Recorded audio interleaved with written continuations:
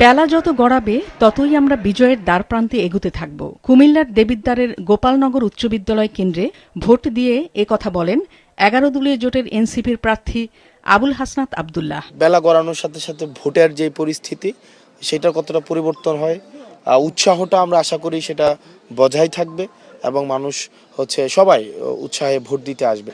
তবে ভোট প্রদান শেষে বিভিন্ন জেলায় 11 দলীয় জোটের প্রার্থীদের হেনস্থার অভিযোগ করেছেন এনসিপির বেশ কয়েকজন প্রার্থী। বিভিন্ন জায়গায় কিছু অনিয়ম আমাদের চোখে ধরা পড়েছে, মারামারির মতো ঘটনা ঘটেছে, বিভিন্ন জায়গায় অনেক হেনস্থা করা হয়েছে, মারধর করা হয়েছে। শাপলাকলির সমর্থক, দাঁড়িপাল্লার সমর্থক যারা আছেন 11 দলের সমর্থকদের উপরে হুমকি ধামকি, মারামারি, রক্তপাত ঘটানো হয়েছে। বেশ কিছু জটিলতার মধ্যে আমাদের যেতে হচ্ছে। বিভিন্ন কেন্দ্র থেকে নানা অজুহাতে আমাদের পোলিং এজেন্টদেরকে ঢুকতে দেওয়া হচ্ছে না বা বের করে দেওয়া হচ্ছে, এবং বানোয়াট কিছু নিয়ম বানিয়ে এই অজুহাতগুলো দেখানো হচ্ছে।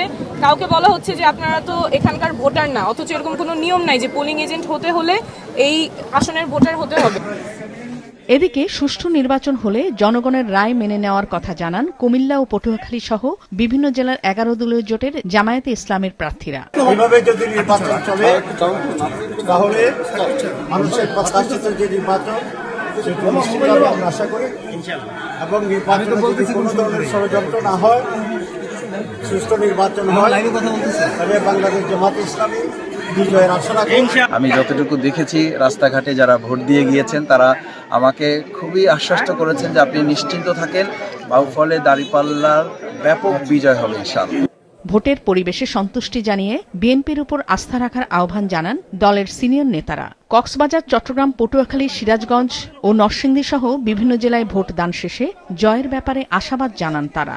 ইনশাআল্লাহ আমি সবসময় আশাবাদী, এই এলাকার মানুষ উন্নয়নের সাথে, সমৃদ্ধির সাথে, সুশাসনের সাথে ধানের শেষের পক্ষে রায়।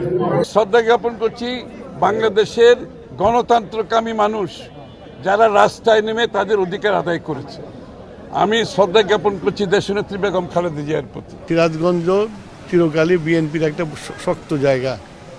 আমি আশা করি এই নির্বাচনে আমাদের 6টা সিটেই আমরা জয়লাভ করব। সবাইকে আমার ধন্যবাদ।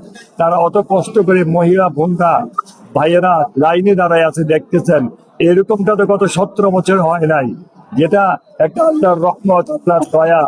আমরা একটি কথাই বলেছি যে বাংলাদেশের মানুষ তারা গণতন্ত্রে বিশ্বাস করে, তারা ভোটের অধিকারে এমন মানসিকতা আমরা বিশ্বাস করি।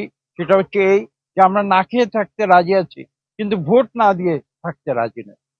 নাদিয়া আফরিন, মাছরাঙা নিউজ ডেস্ক।